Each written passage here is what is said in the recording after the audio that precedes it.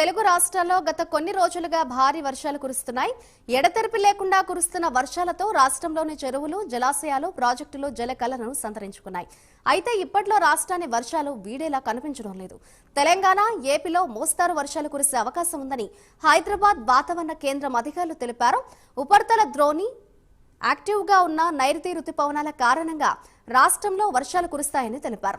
ఇవాళ తెలంగాణలోని ఆదిలాబాద్, కొమరంభీం, మంచిర్యాల, నిర్మల్, నిజామాబాద్, ఖమ్మం, భద్రాద్రి, వికారాబాద్, వనపర్తి, గద్వాల, సంగారెడ్డి జిల్లాలో వర్షాలు పడే ఛాన్స్ ఉందని అధికారులు తెలిపారు. ఈ మేరకు 12 జిల్లాల్లో ఎల్లో అలర్ట్ జారీ చేశారు. 30 నుండి 40 కిలోమీటర్ల వేగంతో ఈదురు గాలులు వీచే అవకాశం ఉందని వెల్లడించారు.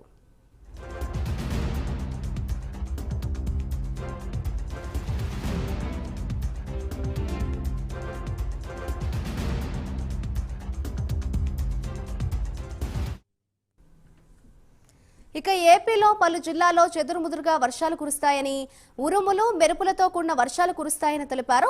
ఉత్తరాంధ్ర, ఉత్తర కోస్తా, దక్షిణ, రాయలసీమ జిల్లాల్లో వచ్చే 24 గంటల్లో అక్కడక్కడా ఓ మోస్తారు వర్షాలు పడనున్నాయి. పశ్చిమ గోదావరి, ఏలూరు, కృష్ణా జిల్లాల్లో కొన్ని ప్రాంతాల్లో తేలికపాటి నుంచి ఓ మోస్తారుగా వర్షాలు పడే అవకాశం ఉంది. దీంతో ప్రజలంతా అప్రమత్తంగా ఉండాలని వాతావరణ శాఖ సూచించింది.